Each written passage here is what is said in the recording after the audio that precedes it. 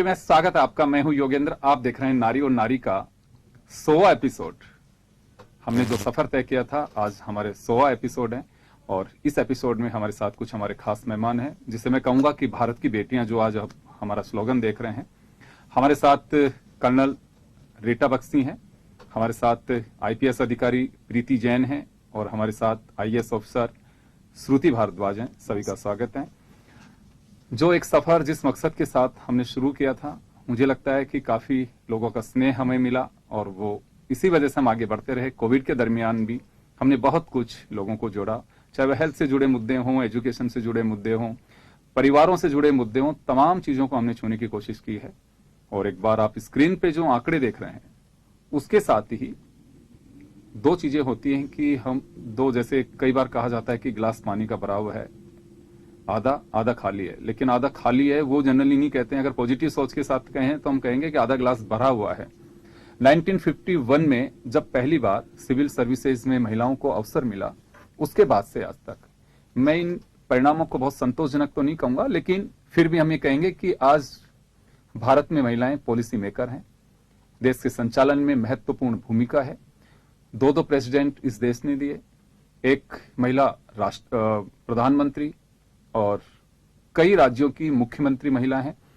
सबसे बड़ा जो एक अहम सवाल है, क्योंकि ये कहा जाता है कि पुरुषवादी सोच से आज भी हम बाहर नहीं निकल पा रहे हैं, लेकिन मैंने बहुत स्टडी की है, लोगों से पूछा, जहां जहां पे भी जो गवर्नमेंट रही है वहां पे पुरुष मुख्यमंत्री हो चाहे प्रधानमंत्री हो, वो जो कर पाए महिला नहीं कर पाई हो, ऐसा बिल्कुल नहीं हुआ। किसी जिले में कलेक्टर या एसपी पुरुष रहा हो और महिला वो नहीं कर पाई हो, बिल्कुल नहीं है। लोग ये कहते हैं कि ज्यादा बेहतर काम क्या, मैडम ने हमें कोई टाइम बाउंड नहीं रखा, कितने बजे मिलेंगी, यहां जाना है वहां नहीं जाना है। तो मुझे लगता है कि बेटियों के प्रति वो धारणा बदलनी होगी कि महिलाएं नहीं कर सकती हैं, कर सकती हैं। रीटा जी हमारे साथ में बैठी हैं और डिफेंस में भी उस कोर से जुड़ी हुई हैं जिसमें असला बारूद होता है। तो चले, हमारा एपिसोड शुरू करेंगे। मैं रीटा जी आप ही के पास आना चाहूंगा। सबसे पहले तो हमारा 100वां एपिसोड और देश अमृत महोत्सव मना रहा है, हम भी उसी में, हमें सौभाग्य है कि आप तीनों लोग अलग अलग फील्ड से जुड़े हुए हैं, लेकिन पूरे समाज को नाज है कि भारत की बेटियां किस मुकाम तक पहुंच पा रही हैं।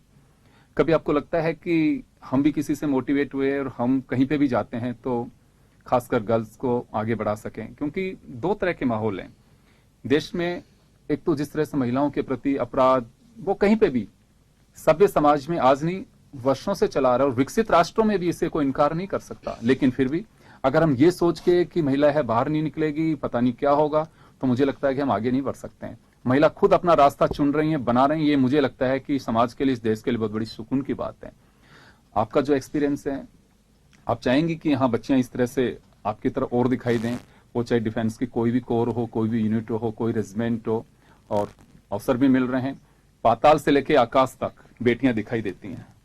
हाँ जी, सबसे पहले तो मैं आपको मुबारकबाद दूंगी, आपका 100th एपिसोड है एंड इतना अच्छा पर्व के दौरान है भारत में हमारा अमृत महोत्सव बन रहा है।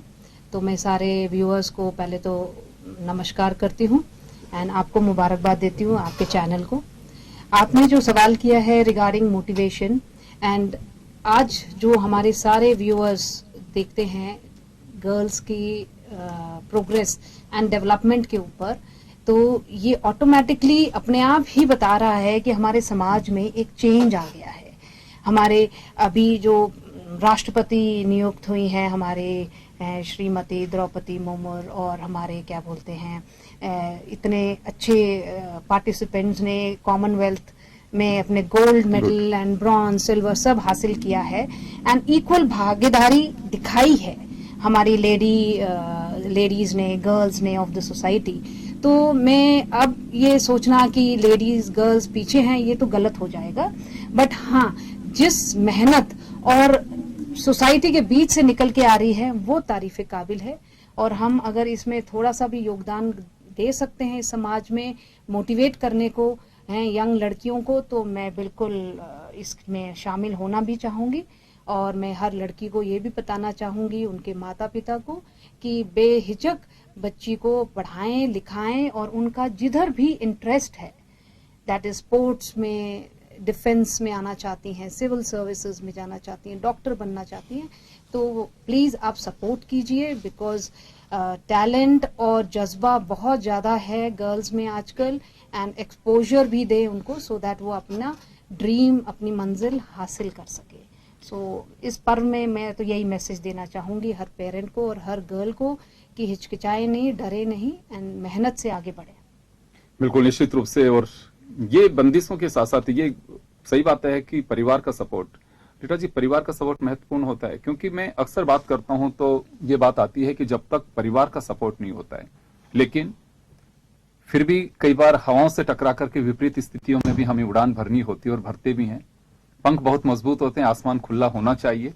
तो ऐसा भी लगता है कि बहुत सारे लोग, ये होता है, मैं अभी दिन में मैं किसी से बात कर रहा था, तो जनरली जब एपिसोड होता है तो हम जो भी कोई बात करते हो तो मैं कुछ ना कुछ उसमें से निकालने की कोशिश करता हूं। तो मैंने पूछा कि बेटी आपकी स्पोर्ट्स में अभी स्टेट खेला, उसने नेशनल की तैयारी कर रही है कि नहीं साहब, अब तो हम चाह रहे हैं कि नवंबर में मैरिज कर दें, उसके बाद में देखो वो जाने ससुराल वाले जाने। तो थोड़ा सा इस सोच को बदलना होगा। कुछ जगहों पे तो बदल गया है, अगर आप मैरी कॉम को देखें। हाँ बिल्कुल, she is a married woman. आप और भी बहुत सारे स्पोर्ट्स हमारे लेडीज हैं जो ऑलरेडी मैरिड है एंड अभी भी जिस भी एज स्टेज में है वो गोल्ड मेडल भी ला के दे रही हैं इस भारत देश को।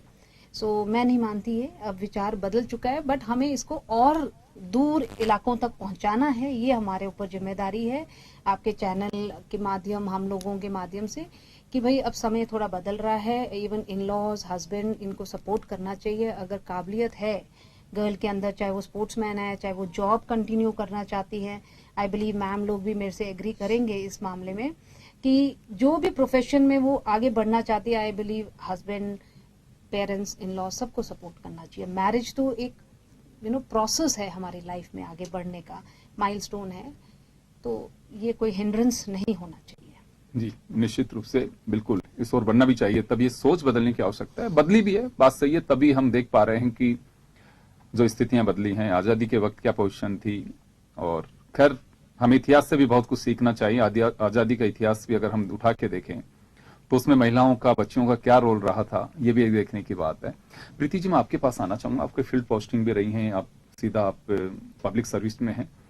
क्या महसूस करती हैं कि हाँ बिल्कुल महिलाएं आगे बढ़ रही हैं, और बहुत सारी एक सुकून भी मिलता होगा जब आप बच्चियों की टोलियां देखती हैं साइकिल से जा रही हैं स्कूल में, तो उन्हें कभी मिलने का अवसर भी मिलता होगा।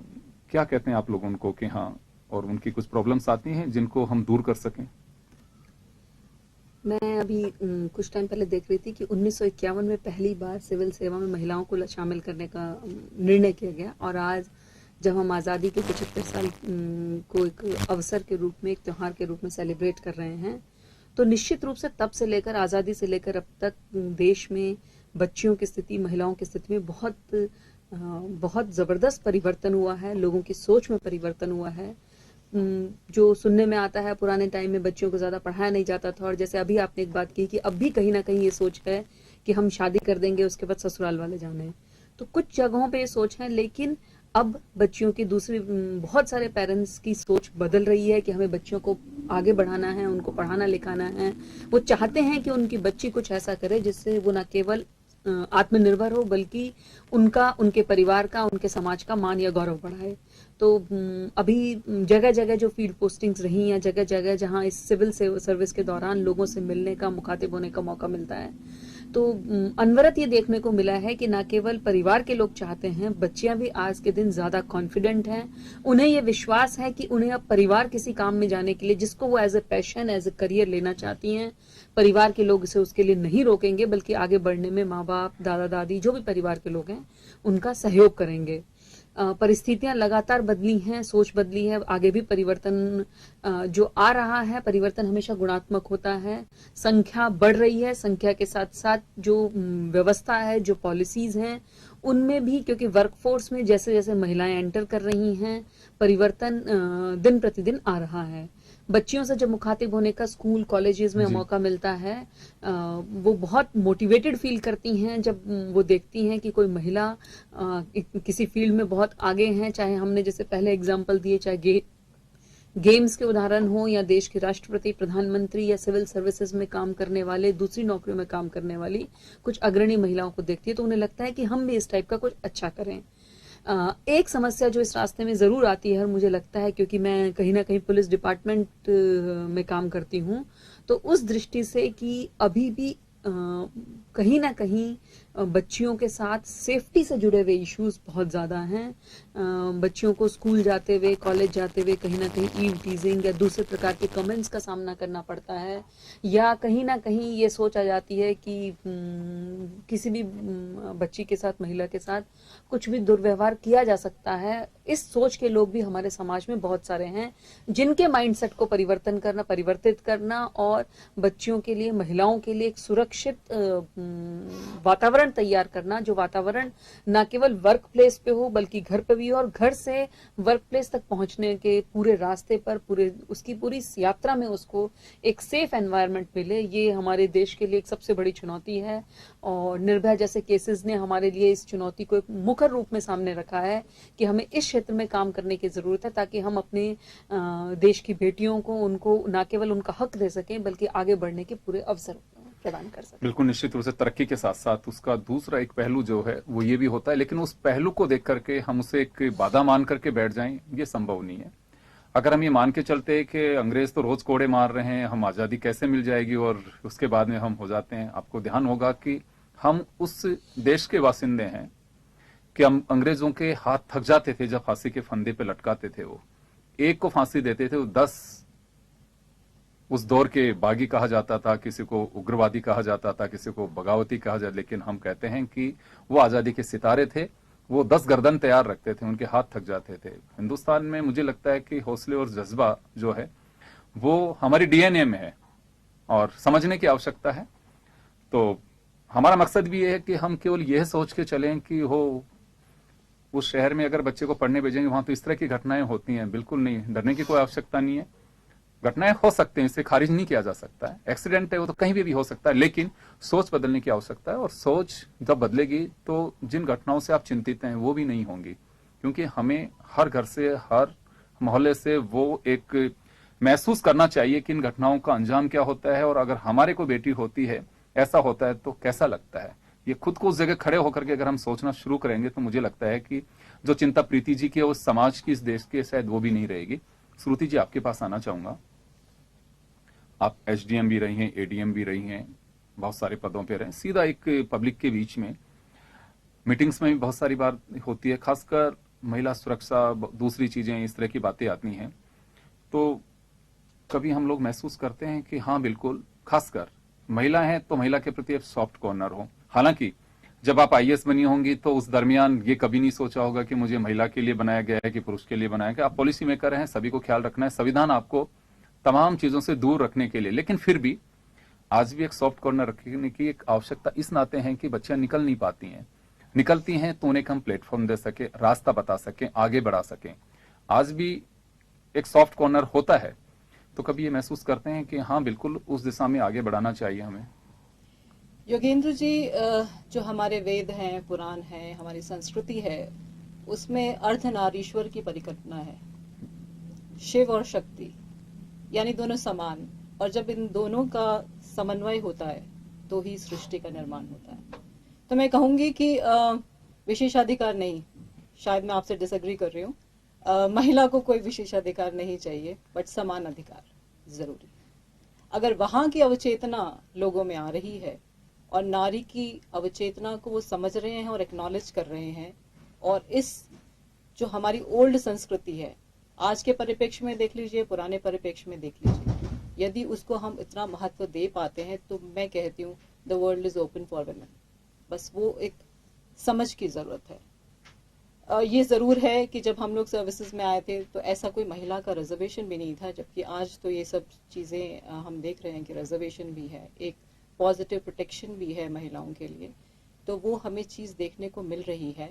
लेकिन मैं कहूंगी कि ज्यादा पॉलिसी फ्रेमवर्क में सपोर्ट की बजाय हमें जो मानसिक उबार आना चाहिए, जो मानसिक चेतना आनी चाहिए for that concept which is as old, जो हमारी संस्कृति का भाग है, यदि हम उसको समझ लें, उसको अडॉप्ट कर लें, और महिलाएं स्वयं उसके लिए अपनी कॉन्शियसनेस से, अपनी जागृति से, अपने जुनून से, अपने पैशन को फॉलो कर लें, तो anything is possible for women.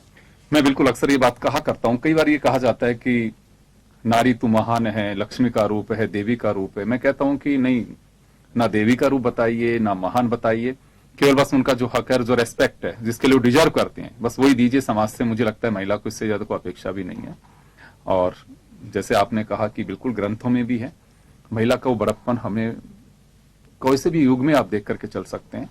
मैं ये नहीं कह रहा है कि महिलाओं के बीच बैठा हूं और नारी हमारा एपिसोड है तो केवल महिलाओं की बातें कर रहा हूं, ऐसा नहीं है। बिल्कुल है, इतिहास भी गवाह है इस बात का। कोई भी क्षेत्र कैसा भी फील्ड रहा हो तो उसमें बिल्कुल यही सब चीजें होती है। मैं रीटा जी आपके पास आना चाहूंगा कि अक्सर ये माना जाता था कि सेना है, अच्छा ऑफिशियल काम करती होंगी लड़कियां, या फिर मेडिकल कोर में चली जाती होंगी। तो मुझे लगता है कि मैं जर्नलिस्ट हूँ, बहुत सारी चीजें देख रहा हूँ, डिफेंस को मैं कवर करने का बहुत बार अवसर मिला है, आप लोगों से कई बार मुलाकात हुई है। आज आप बता सकते हैं कि असला बारूद से कैसे हमारी वायुसेना में कैसे हैं, नौसेना में कैसे हैं, और जो भी अवसर मिलते हैं, जहां भी अगर राइफल चलानी हो चाहे टैंक चलाने हो, तो सब जगह महिलाएं काम कर रही हैं। वो थोड़ा सा हमारे दर्शक जरूर जानना चाहेंगे। हाँ बिल्कुल, ऐसा है कि आर्मी में अभी सपोर्ट आर्म्स एंड सर्विसेज में वुमेन का कमीशनिंग हो रहा है, वुमेन ऑफिसर्स का। फाइटिंग आर्म्स में अभी भी नहीं है। सो फाइटिंग आर्म्स में आपका इन्फेंट्री, आर्मर्ड और आर्टिलरी ये आते हैं। सो इनमें तो अभी women officers are not being commissioned. रही बात supporting arms, so supporting arms हो गया हमारा जो वेरी मच विद इन हमारे जो आर्मी में इन्हीं फाइटिंग आर्म्स के साथ ही होते हैं। So indirectly you are very much, आप उसी इलाके में हैं जहां ये लोग फाइट कर रहे हैं। सो मुझे ऐसा ज़्यादा लगता नहीं है कि बहुत ज़्यादा डिफरेंस आ जाता है। फिर जब आप उसी टेरेन में हैं, उसी प्लान में हैं जो भी आपका है ऑफिशियली, तो you are very much involve. जैसे इंजीनियर्स है, अब इंजीनियर्स का जहाँ जहाँ जरूरत है वहाँ पर आप उनको पाएंगे। एंड इंजीनियर हो गया आपका AD regiment, AD corps is air defence, and हमारे सिग्नल्स एंड ऑल, तो ये सारे उन्हीं हमारी फाइटिंग आर्म्स के साथ ही जुड़े हुए हैं। तो इसलिए हमारी जो ट्रेनिंग है वो बराबर है, एकेडमी में, and post academy that is when you get commission, आपको अपने रिस्पेक्टिव उसमें डाल दिया जाता है स्ट्रीम्स जो आपने ऑप्ट की होती है, तो आप फिर उसमें यू गेट ट्रेन्ड, जैसे सिग्नल्स में ऑर्डिनेंस, जैसे मैं ऑर्डिनेंस ऑफिसर हूँ तो I been train related to ordnance, that is complete logistics, whether it is equipment, whether it is ammunition, whether it is your clothing and all, and heavy equipment vehicles सभी I been dealing with in various postings मेरी जो रही हैं and assignments. तो उस तरीके से हम बहुत क्लोजली इन्हीं लोगों के साथ काम कर रहे हैं, because we are for them fighting arms. तो मतलब आपके जो सवाल था कि भाई हम कितना इन्वॉल्व हैं, तो we are very much involve with all the main task जो आर्मी के होते हैं, तो उस हिसाब से कोई वैसे डिफरेंस नहीं है। एयरफोर्स में तो अभी काफी, एयरफोर्स में देखो अभी रिसेंटली ऐड हुए हैं फाइटिंग मतलब फाइटर पायलट्स एंड ऑल में few percentage have been train, it's a very tough training, लेकिन हम कह सकते हैं शुरुआत है वहाँ पे, अभी शुरुआत है, एंड वुमेन अपनी काबिलियत दिखा रही हैं, वो क्रैक कर रही हैं सारे जो भी टेस्ट होते हैं, क्यूआरस होते हैं, एंड अचीव कर रही हैं flying test and all. Similarly navy में चॉपर्स के पायलट्स तो पहले से भी थी, इवन ऑप कारगिल में आपने देखा है लॉजिस्टिक्स में हमारे चॉपर पायलट्स वुमेन पायलट्स थी, and they have participated during op Vijay also Kargil के टाइम में। सो ऐसे बहुत आपको एग्जाम्पल्स मिलेंगे, बट नफरी कम है इसलिए जानकारी कम है, you know the strength is less. So जैसे जैसे हम इवॉल्व होंगे उतना वो बढ़ेगी स्ट्रेंथ परसेंटेज, एंड आपको ज्यादा दिखेंगे। बट ऐसा है कि they all are performing very well, system is supporting them, training them, and output भी अकॉर्डिंगली आ रही है। सो अब वो धारणा रखना कि आर्मी में डिस्क्रिमिनेट है या लेस वो है, ऐसा नहीं है। It is directly based on vacancy and availability. But yes, हमारी women have proved their capabilities and mettle, they have now fighter pilots हैं, उसके बियॉन्ड तो है नहीं अब कुछ। एंड नेवी में भी they are very much with the ships and all, they are sailing. And आपके आर्मी में एज आई मेंशन्ड, आर्मी में भी सब जगह है। So they are very much equally involve in all the aspects. आने वाले समय में हम ये रेशो देख सकते हैं कि बढ़ता जाएगा भी। हाँ, जैसे डिमांड होगी। अभी इस बात में कमेंट करना तो अभी मैं I am not the right person to speak on this thing, but since we all are there तो हो रहा है, सब चेंजेस आ रहे हैं, and it is a positive change from both side, from the system, from the government, and even the girls, they are also giving and showing their interest, उतना tough training में पास हो रही हैं, आ रही हैं। So दोनों तरफ से it is both ways. So हम अच्छा चेंज देख रहे हैं दोनों साइड से। गर्ल्स भी आ रही हैं आगे, पेरेंट्स सपोर्ट कर रहे हैं, सो वो लॉन्ग सर्विस भी दे रही हैं, ऐसा भी नहीं है कि शॉर्ट सर्विस के आने चले गए, तो उस तरीके से कंटिन्यूटी भी है। So that way, so it is a good change in our society. आज की तारीख में अगर हम बात करते हैं 75th इंडिपेंडेंट ईयर अगर हम बना रहे हैं, so yes, there is lot of change and a very positive change and we should appreciate it.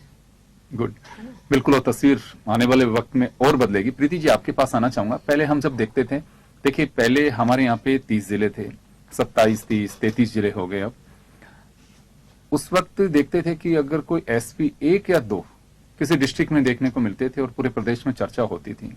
अब तो लिस्ट में होता है तो कोई सरप्राइज नहीं होता है कि फीमेल कोई एसपी है। ये बदलाव तो हम एक कह सकते हैं कि हाँ, कभी ऐसा महसूस होता है कि लिस्ट आती है तो कि अच्छा इसमें थोड़ा सा ये दिखा गया है कि महिलाओं को कम, वो मुझे नहीं लगता कि आज भी शायद 6 या 7 डिस्ट्रिक्ट्स में महिलाएं हैं भी अपने यहाँ पे। समय बहुत चेंज हो गया है, नो डाउट। एक टाइम था जब, जैसा आपने कहा, लिस्टों में किसी जिले में एसपी कलेक्टर महिला नजर आते थे। मुझे याद है 2016 में जब मेरी एसपी टोंक पोस्टिंग हुई थी तो मैं लगभग 2 साल तक राजस्थान में अकेली लेडी एसपी थी। और अभी जब हम बात करते हैं, अभी जब चित्तौड़ से मेरा ट्रांसफर हुआ, हम 6 लोग फील्ड में काम कर रहे थे और आज भी 6-7 महिलाएं जिला एसपी की भूमिका में हैं। और जितनी संख्या महिलाओं की ओवरऑल जो स्ट्रेंथ आईपीएस में है, उसके कंपैरिजन में, उसी कंपैरिजन में उनको पोस्टिंग मिली हुई है। तो मेरा मानना है कि चाहे सिस्टम के स्तर पे हो, सरकार के स्तर पे हो, सोच निश्चित रूप से बदली है और वो विश्वास डेवलप हुआ है। लोग हमेशा से ये मानते रहे हैं कि महिलाएं ज्यादा उदार होती हैं, उनका व्यवहार ज्यादा अच्छा है, व्यवहार कुशल रही हैं, लेकिन ये विश्वास कि नहीं, टफ से टफ काम को भी महिला बहुत ही मजबूती से और बहुत ही बेहतर तरीके से संपन्न कर सकती हैं, वो विश्वास हाल के वर्ष में बहुत ही अपैरेंटली लोग देखने को मिला है। आज आप देख रहे हैं राजस्थान के बड़े से बड़े जिलों में टफ से टफ टास्क के लिए जो वुमेन ऑफिसर्स हैं उनको इंटरेस्ट किया गया है। और हर वक्त ये देखने में आया है कि जब भी महिलाओं को कोई चुनौती दी गई है उन्होंने उस काम को बहुत ही बेहतरीन ढंग से अंजाम दिया है। नो डाउट कई बार एक्स्ट्रा एफर्ट भी लगाने पड़ते हैं। जब आज यहाँ हम 3 लेडी ऑफिसर्स बैठे हुए हैं, ये देखते हैं कि कई बार अपनी एफिशिएंसी को प्रूव करने के लिए डबल एफर्ट्स या एक्स्ट्रा एफर्ट्स लगाने पड़ते हैं। देखिए, पता नहीं जीवन में ईश्वर करे कभी हम लोगों को नहीं देखना पड़े। कोविड के दरमियान भी आप एसपी रही जी। तो वो एक थोड़ा डिफरेंट फेज रहा।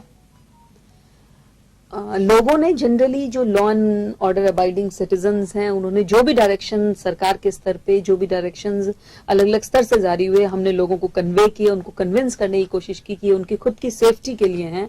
और लोगों ने बहुत बेहतरीन तरीके से बिना ये देखते हुए कि ये डायरेक्शन जिले में किसी महिला एसपी के द्वारा आ रहे हैं या पुरुष एसपी के द्वारा आ रहे हैं। पुलिस जनरली काफी सारे रिस्ट्रिक्शंस लगाती हैं, बट लोगों ने बिना किसी इस डिफरेंस के लोगों ने एक्सेप्ट किया। और आज भी आप यदि कहीं से फीडबैक लेंगे तो जनरली सभी महिला ऑफिसर्स की आपको बहुत अच्छा फीडबैक मिलेगा कि उनकी वर्किंग बहुत एफिशिएंट है, वो बहुत अच्छा परफॉर्म कर रहे हैं। और साथ ही साथ लोगों में भी कहीं ना कहीं जब वो महिलाओं को इन पदों पर देखते हैं तो उनमें ये विश्वास जागृत होता है कि अब हमारी समस्याओं को ज्यादा संवेदनशील तरीके से सुना जाएगा, जो इनहेरेंट क्वालिटीज महिलाओं में होती है उसकी वजह से।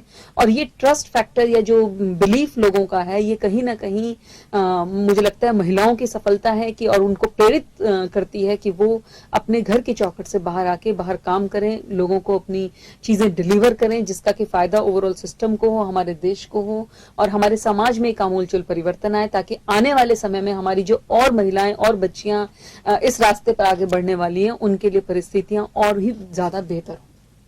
बिल्कुल, निश्चित रूप से, क्योंकि मेरा सवाल ये इस वजह से था कि दोहरे देखिए कोई भी महिला होती है घर से लेके ऑफिस तक बड़ी भूमिका होती है। और वो ज्यादातर अगर रिसर्च की हम रिपोर्ट भी देखें, बहुत सारे लोग इस पे अपनी रिसर्च की है, उसमें भी ये आता है कि सॉफ्ट कॉर्नर होता है अगर कोई भी व्यक्ति आता है।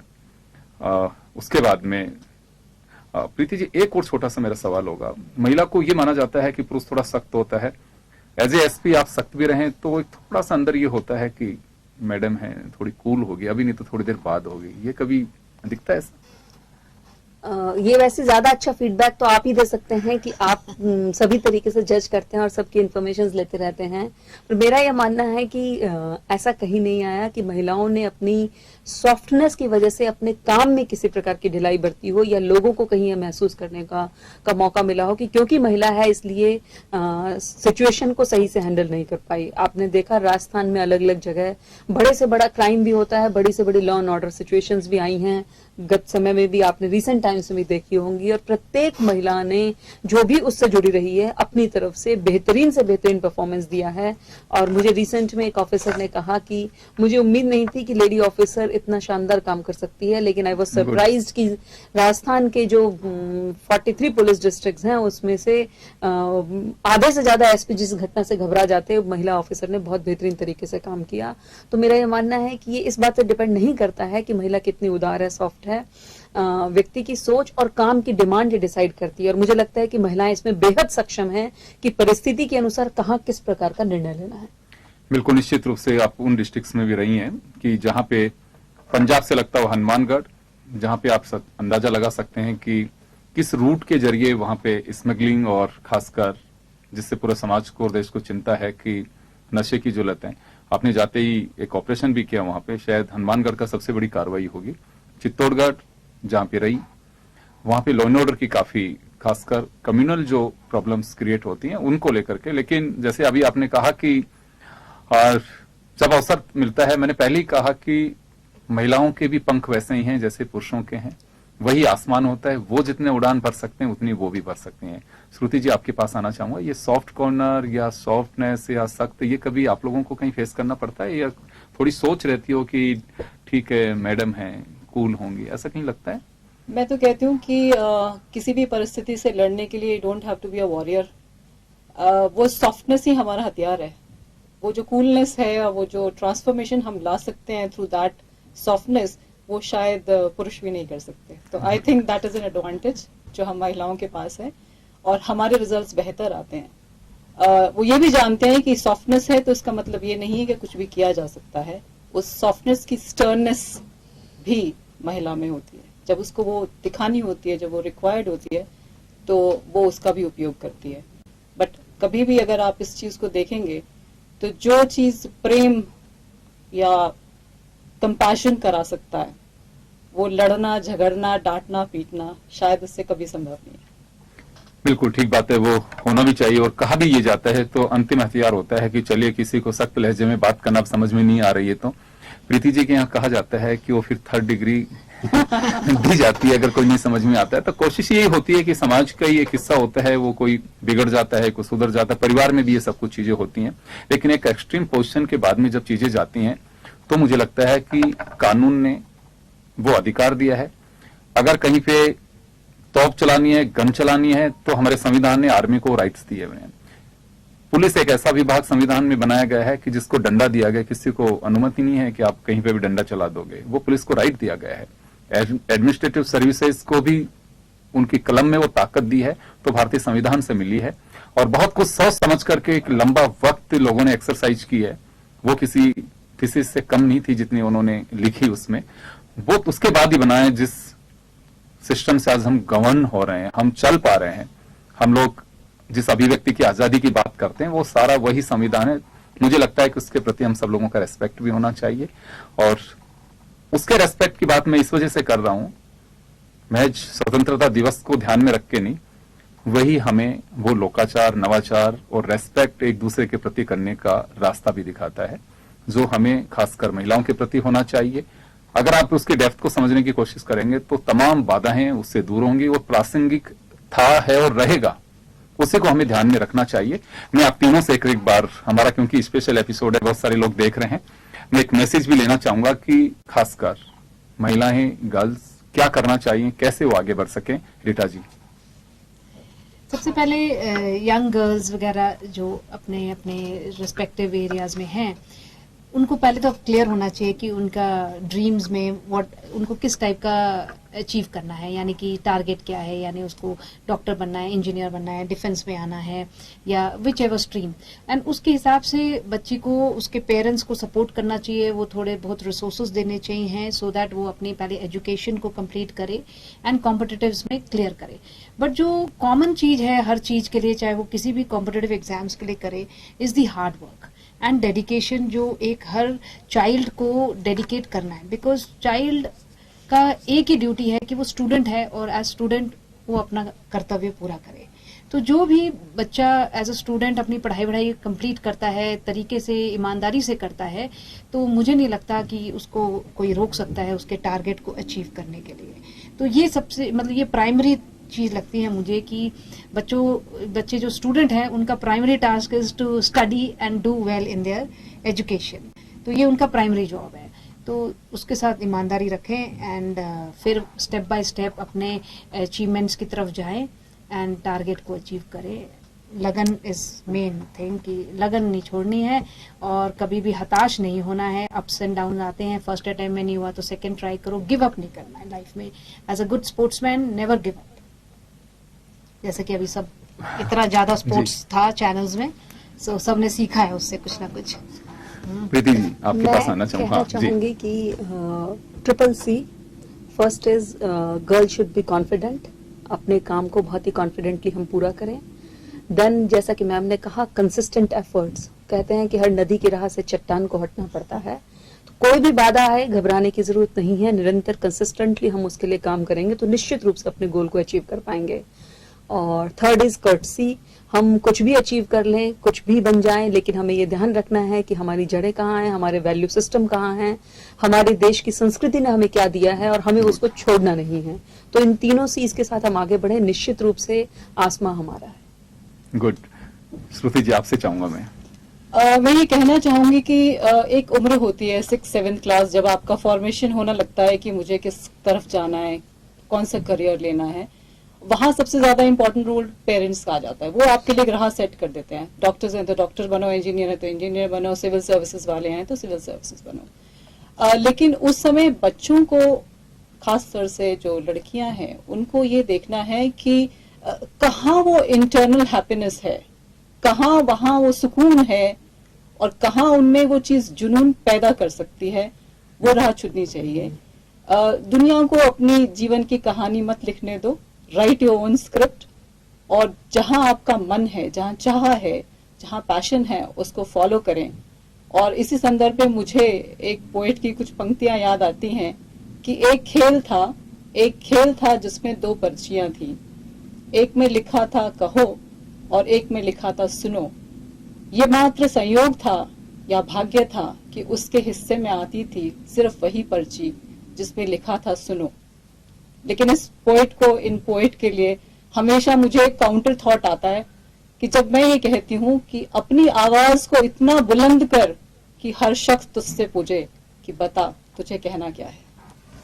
बहुत अच्छा, मुझे लगता है कि सार्थक रहा हमारा इस 100वां एपिसोड, और एक जो हमारा मकसद था कि हम कुछ बता सकें, खासकर महिलाओं के लिए, बच्चियों के लिए, वो मकसद हमारा पूरा हो पा रहा है। और अगर आप शायद तीनों नहीं होती तो मुझे लगता है कि कुछ अधूरापन रहता। इसी वजह से हम लोग काफी अप्रिशिएट कर रहे हैं, हमारे जो टीम है उसको भी, ताकि सब लोगों के जो विचार आए कि कुछ ऐसा एपिसोड होना चाहिए 100वां, कि जिसमें हम एक मैसेज दे सकें। क्योंकि आजादी का अमृत महोत्सव हम सब लोग मना रहे हैं, हर घर तिरंगा है इस वक्त, तो मुझे लगता है कि वो सब सार्थकता तभी होती है कि जब हमारी वैल्यूज को CCC, प्रीति जी ने जो बात की, श्रुति जी ने बात कही कि बिल्कुल हमें वैल्यूज के साथ साथ हमारा एक मकसद जो लेकर के चलते हैं उसमें हमें फोकस करना है।